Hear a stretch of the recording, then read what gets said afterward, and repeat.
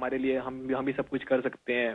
तो सर ये सारी चीजें मुझे बहुत मोटिवेट करती है, एंड जैसे जैसे हम ट्रेनिंग कर रहे हैं हम और टाइमिंग तोड़ रहे हैं अपना, एंड बाकी इंडियंस को भी ये चीज दिख रहा है कि इंडियंस भी कर सकते हैं, एंड हम और करेंगे सर अभी। एंड अभी हम दोनों का सिलेक्शन कॉमनवेल्थ गेम्स के लिए भी हुआ है, तो वहाँ अपकमिंग कंपटीशन में हम और अच्छा परफॉर्म करेंगे।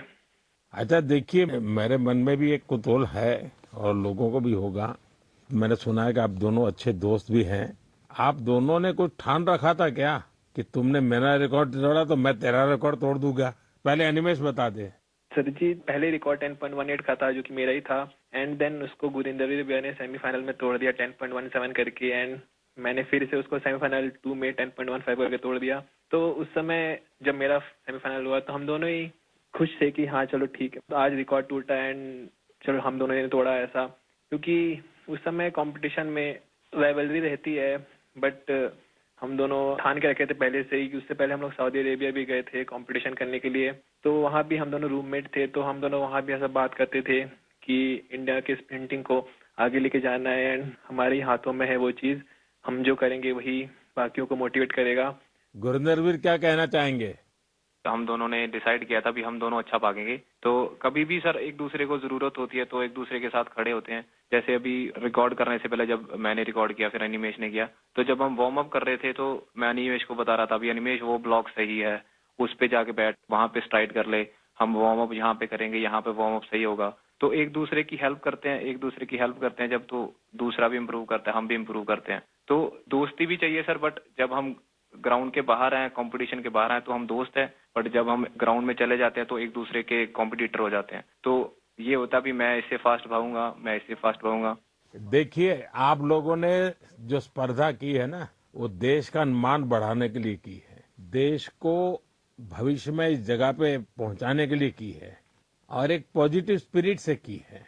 और मैं मानता हूं कि आपका ये जो स्पोर्ट्समैन स्पिरिट है, खेलना भी है, एक दूसरे को चुनौती भी देना है और फिर आगे निकलने के लिए प्रयास करना है और फिर आगे जाने के लिए एक दूसरे की मदद करना है। ये अद्भुत काम किया है आप लोगों ने। मेरी तरफ से आपको बहुत बहुत बधाई, मेरी बहुत बहुत शुभकामनाएं, और आप देश का नाम भी रोशन करेंगे, मुझे पूरा विश्वास है। आप ऐसे ही मेहनत करते रहिए, बहुत प्रगति होगी। बहुत बहुत शुभकामनाएं मेरी। शुक्रिया सर, शुक्रिया आपका सर। बहुत बहुत धन्यवाद। मेरे प्यारे देशवासियों, इस समय देश के ज्यादातर हिस्सों में बहुत गर्मी पड़ रही है, तेज धूप, गर्म हवाएं। ऐसे मौसम में अपना ध्यान रखना बहुत जरूरी है। पानी पीते रहिए, धूप में अगर निकलना ही पड़े तो थोड़ा संभल कर निकले। इस दिशा में सरकार की भिन्न भिन्न डिपार्टमेंट्स ने जो गाइडलाइंस जारी की है वो भी भूलिएगा नहीं। साथियों, हमारे यहाँ गर्मी से लड़ने का तरीका कई बार रसोई में भी मिलता है। आपने भी देखा होगा, जैसे जैसे गर्मी बढ़ती है वैसे वैसे घर की रसोई का स्वाद बदल जाता है, रसोई का प्रकार बदल जाता है। कहीं मटके का पानी निकल आता है, कहीं दही जमने लगता है, तो कहीं कच्चे आम उबलने लगते हैं और फिर शुरू होता है देसी पेय का दौर। देसी पेय से आप भी परिचित हैं। अगर आप उत्तर भारत में जाएंगे तो काफी जगह आपको मिलेगा आम पन्ना, कच्चे आम का स्वाद और गर्मी से राहत भी। पंजाब हरियाणा जाइए तो लस्सी मिल जाएगी, बड़े गिलास वाली लस्सी। राजस्थान और गुजरात में छाछ जैसे हर खाने की साथी बन जाती है। और बिहार, झारखंड, पूर्वी उत्तर प्रदेश में सत्तू का शरबत, उसकी तो बात ही क्या है, पेट भी भरे, ताकत भी दे। कोंकण और गोवा में कोकम शरबत, सोल कढ़ी, दक्षिण भारत में पानकम, नीरमोर, संबारम और ओडिशा में बेलपना। वो सिर्फ पेय नहीं, भारत के अलग अलग क्षेत्रों की परंपरा का हिस्सा है और इसमें एक भारत श्रेष्ठ भारत की भावना की झलक भी मिलती है। और एक बात जरूर ध्यान रखिएगा, इनमें से ज्यादातर चीजें हमारी अपनी रसोई से निकली है, हमारे खेत खलिहान से निकली है। कोई बड़ी ब्रांडिंग नहीं है, लेकिन पीढ़ियों का अनुभव उनमें समाया हुआ है। आप भी गर्मी के दौरान देसी पेयजलों का खूब आनंद लीजिए। साथियों, गर्मी आते ही एक और चर्चा हर घर में शुरू हो जाती है और वो है आम। आम आम चर्चा का विषय होता है। भारत में शायद ही कोई घर होगा जहां गर्मियों में आम की बात न होती हो। हर इलाके का अपना आम, अपना स्वाद, अपनी खुशबू। महाराष्ट्र और कोंकण का हापुस, अल्फांसो, गुजरात का केसर, यह तो आमरस की जान है। उत्तर प्रदेश का दशहरी और मेरी काशी का लंगड़ा। वैसे लंगड़ा आम की एक खास बात होती है, पकने के बाद भी उसका रंग कई बार हरा ही रहता है। बिहार का जर्दालू, जिसकी खुशबू दूर से पहचान में आ जाए। चौसा, मालदा, हर नाम के साथ लोगों की यादें जुड़ी हुई है। दक्षिण भारत जाइए तो बंगनपल्ली, तोतापुरी, नीलम, मलगोवा, बंगाल का हिमसागर, उड़ीसा और आंध्र प्रदेश का सुवर्ण रेखा, यानी जगह बदलती है, आम का रूप, रंग और उसका स्वाद भी बदल जाता है। और साथियों, आम की ये यात्रा अब गांव से ग्लोबल मार्केट तक भी पहुंच रही है। आज मन की बात के माध्यम से मैं आम की पैदावार से जुड़े अपने किसान भाई बहनों की प्रशंसा करूंगा। आप देश की कृषि अर्थव्यवस्था के लिए आम किसान नहीं, बहुत विशेष हैं। ऐसे ही छाए रहिए। साथियों, गर्मी के इन दिनों में ऐसे तो स्कूलों की छुट्टियां होती हैं, लेकिन मैं एक ऐसे क्लास की बात करूंगा जिसमें आपका एडमिशन करने का मन कर जाएगा। साथियों, एक स्थिति की कल्पना कीजिए, एक ऐसा स्कूल जहां बच्चे भी आते हो, युवा भी और बुजुर्ग भी, जहां कोई फीस न हो, कोई बड़ी बिल्डिंग न हो, कोई क्लासरूम भी न हो, और सबसे रोचक बात, वहां क्लास नदी में लगती हो। साथियों, ये कोई कहानी नहीं है, ये एक सच्चा प्रयास है। केरलम के आलुवा में साजी वलाशेरिल जी ऐसा ही एक स्विमिंग क्लब चला रहे हैं। अब तक 15,000 से ज्यादा लोग यहाँ तैरना सीख चुके हैं। साजी जी ने दिव्यांग बच्चों को भी स्विमिंग सिखाई है। इस प्रयास के पीछे एक पीड़ा भी छिपी है। कुछ वर्ष पहले एक नौका हादसे में कई छात्रों की मृत्यु हो गई थी। उस घटना ने साजी जी को भीतर तक झकझोर दिया। उन्होंने सोचा, अगर बच्चों को तैरना आता होता तो शायद कई जानें बच जाती। बस यहीं से शुरू हुआ उनका ये अभियान। साथियों, साजी वलाशेरिल जी का जीवन हमें एक बहुत बड़ी सीख देता है।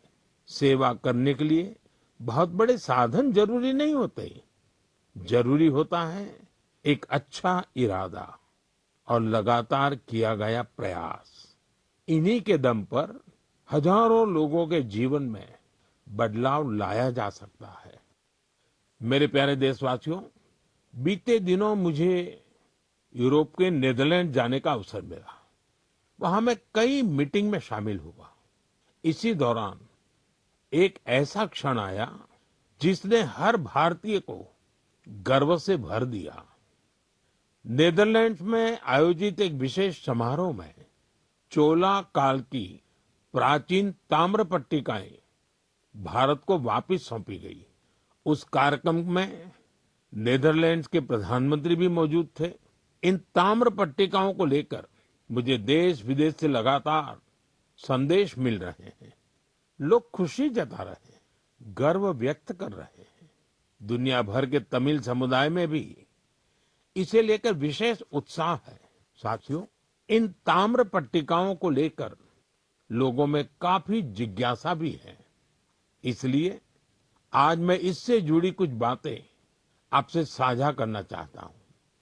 इनमें 21 बड़ी और 3 छोटी ताम्र पट्टिकाएं हैं। ये मुख्य रूप से राजा राजेंद्र चोला प्रथम द्वारा अपने पिता राजा राजराजा चोला के एक वचन को पूरा करने से जुड़ी है। इनमें आनाई मंगलम गांव को एक बौद्ध विहार को दान देने का उल्लेख है। इन ताम्र पट्टिकाओं में चोला वंश की उपलब्धियों का भी वर्णन मिलता है। इनसे पता चलता है कि चोला साम्राज्य की समुद्री शक्ति कितनी मजबूत थी। दक्षिण पूर्व एशिया के देशों के साथ उनके संबंधों की जानकारी भी इनमें मिलती है। चोला साम्राज्य के समृद्ध इतिहास और संस्कृति पर हम सभी को बहुत गर्व है।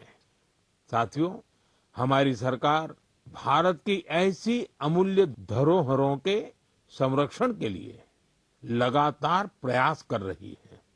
इसी क्रम में ज्ञान भारतम अभियान के तहत छत्तीसगढ़ के मल्हार में भी एक महत्वपूर्ण खोज हुई है। यहाँ 3 दुर्लभ ताम्र पट्टिकाएं मिली हैं। ये पांडुवंशी राजवंश के महर्षि बालार्जुन के शासनकाल से जुड़ी मानी जा रही है। विशेषज्ञ मानते हैं कि इंस्क्रिप्शंस 6ठी 7वीं सदी के हैं, यानी 1400-1500 साल पुराने। ये ताम्र पट्टिकाएं प्राचीन ब्राह्मी लिपि और पाली भाषा में लिखी गई है। इनसे उस समय की शासन व्यवस्था, धर्म और संस्कृति के बारे में महत्वपूर्ण जानकारी मिलती है।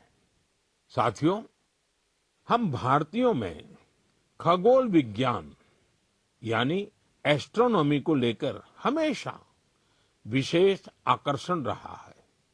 हमारे देश में आज भी सदियों पुरानी ऑब्जर्वेटरीज मौजूद है। यहाँ अद्भुत मैथमेटिकल डिस्कवरीज हुई है। नेविगेशन हो, पंचांग हो या हमारे पर्व त्योहार, इन सब का संबंध आकाश और तारों से रहा है। हमारे यहाँ एस्ट्रोनॉमी ने हर पीढ़ी में कौतूहल जगाया है, उसे एक्सप्लोरेशन के लिए प्रेरित किया है और आज के युवाओं में भी इसे लेकर काफी उत्साह दिखाई देता है। आजकल आप भी देखते होंगे, देश भर में एस्ट्रोनॉमी क्लब्स तेजी से लोकप्रिय हो रहे हैं।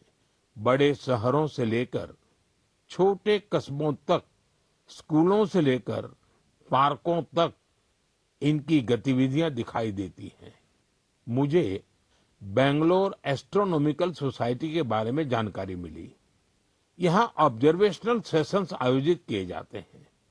इस संस्था ने ग्रामीण क्षेत्रों में एस्ट्रोनॉमी को लोकप्रिय बनाने का मिशन भी शुरू किया है। खगोल मंडल नाम की टीम ने 30 घंटे का एक बहुत इनोवेटिव कोर्स शुरू किया है। साथियों, रात में तारों को निहारना अपने आप में अद्भुत अनुभव होता है। एस्ट्रो केरला नाम की एक संस्था नाइट ऑब्जर्वेशन कैंप और वर्कशॉप आयोजित करती है। यहाँ युवा साथी टेलीस्कोप बनाना और स्टार मैप्स का इस्तेमाल करना सीखते हैं।